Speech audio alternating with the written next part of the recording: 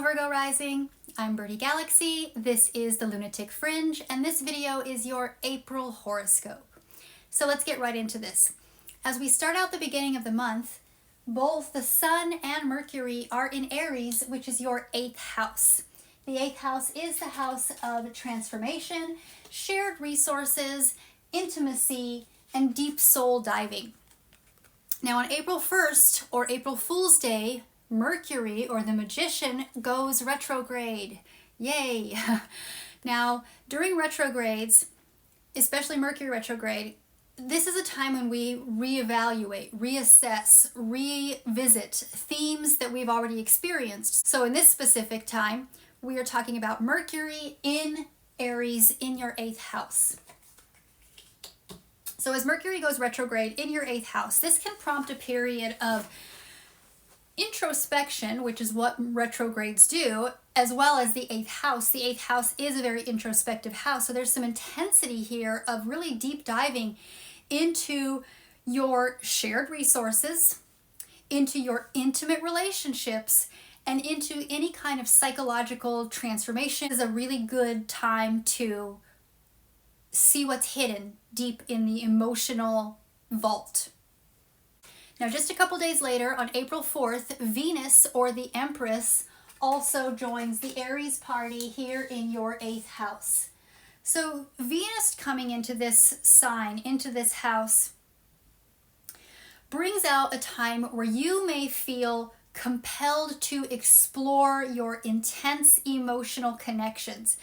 This is a time when you may be engaging in transformative financial ventures. The 8th house is about shared resources, so you might be experiencing some sort of opportunity when it comes to shared resources that you need to be bold and assertive with.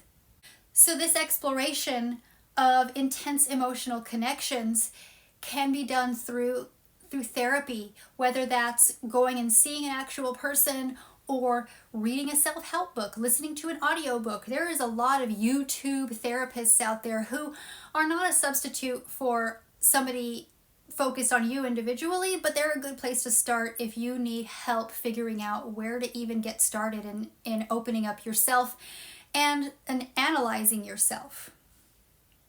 Now on April 8th, the moon, or the high priestess, also makes its way into Aries, into this Aries party, conjuncting with the sun. That means it's a new moon. New moons are new opportunities, fresh starts, times to start something that you may have tried before, but now do it a different way. So new moons are like a little mini new year. This new moon in your 8th house really brings a powerful alignment of your personal desires and your emotional intensity about those personal desires. This is urging some introspection and some transformation on your part in how you go about things in matters relating to your shared resources, to your personal intimacy, whether that is a sex life with a partner or just figuring out for yourself what makes you feel comfortable and how you can be comfortable in your own skin. This is all about psychological depth. This is diving deep into your psyche, not just your emotions, but your psyche. And really figuring out what motivates you and why you behave the way you do.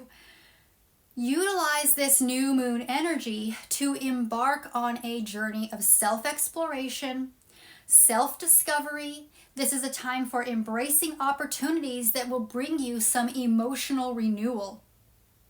This is the time when we hear this buzzword all the time, this phrase, but this really is the time for releasing old patterns, for letting go of any behavior, of any toxicity that is not serving your best interests. This is also a time for really fostering deeper connections with that intimate partner, if there is one, and with finding one, seeking something out, or not necessarily finding one, but becoming clear on what you want in an intimate partner.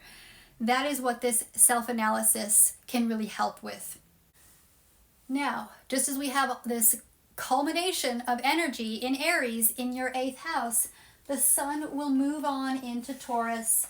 Taurus is your 9th house.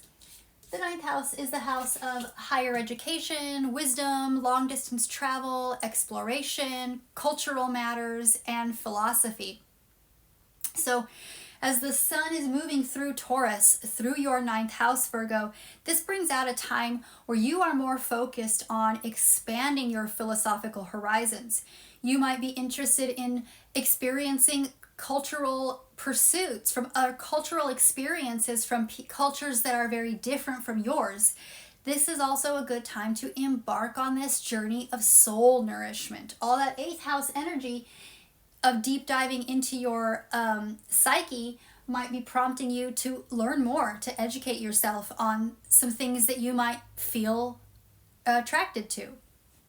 Now on April 23rd, the moon will have made its way to Scorpio, and Scorpio is the opposite of Taurus. This is a full moon where we have the sun opposing the moon. That creates the full moon energy, and that energy is intense. It's like a rubber band being pulled apart, and if it's pulled too far, it's going to snap. So this is an opportunity for finding balance between these two areas of life so you don't break. And for you, Virgo rising, this is your third house, the house of your own mind, versus the ninth house, the house of the collective mind. So Virgo, this is a time for you to focus on seeking stability and security through your philosophical exploration and expanding your horizons.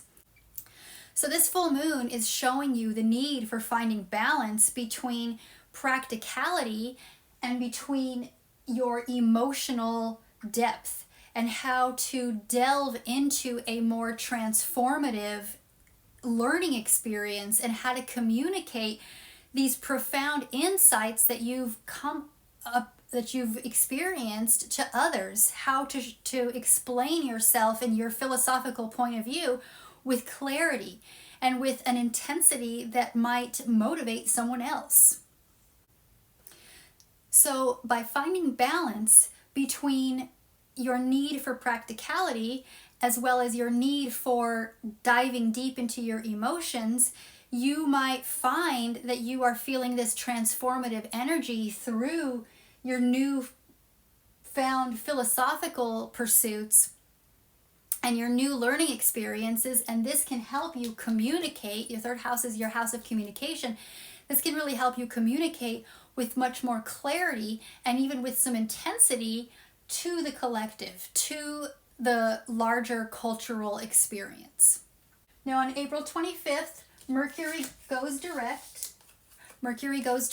It's still in Aries.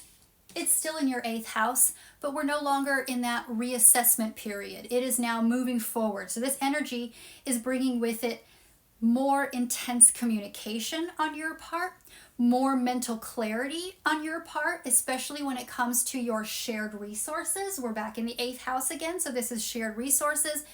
This is deep psychological insights, and this is matters relating to transformation. The eighth house is about transformation, and that transformation can sometimes look like death and rebirth.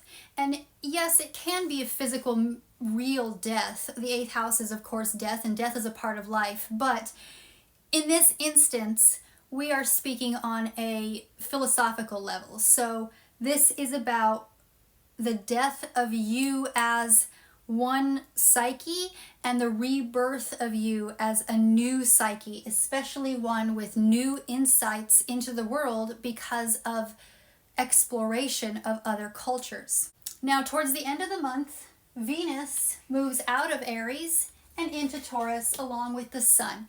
Venus rules Taurus, so Venus has come home when it comes into Taurus, and that means that this energy is amplified. It is harmonizing and even excessive. So Venus coming home to Taurus in your ninth house is showing you where you might find joy and fulfillment through exploring your beliefs, your philosophies, your perspectives, or your viewpoints on the world. This is a time for you to indulge in cultural experiences with. This is all about cultivating new experiences with other cultures and embarking on journeys that will expand your horizons. Now, On the very next day, on the 30th, Mars or the Tower, Mars is raw energy, just like this bolt of lightning coming in here. Mars surges through wherever it's at. So Mars also comes home to Aries. Mars rules Aries. So we have another planetary ruler in its home sign, amplified, harmonizing, and really an excessive amount of that energy. So Mars in Aries, in your 8th house, can bring out an intense energy and an assertiveness that stimulates your transformation, this death and rebirth, this phoenix-like renewal. And it can potentially ignite some passions that you may have related to your shared resources, to your personal intimacy, and to psychological exploration. So Virgo rising, there's a lot going on with deep diving into your own psyche and coming out into a much more cultured, experienced, traveled, educated world being, and maybe sharing that with others. So I hope that was helpful, Virgo. Thank you so much for watching to the end. As always, like and subscribe if you haven't already, and I will see you next time. Bye.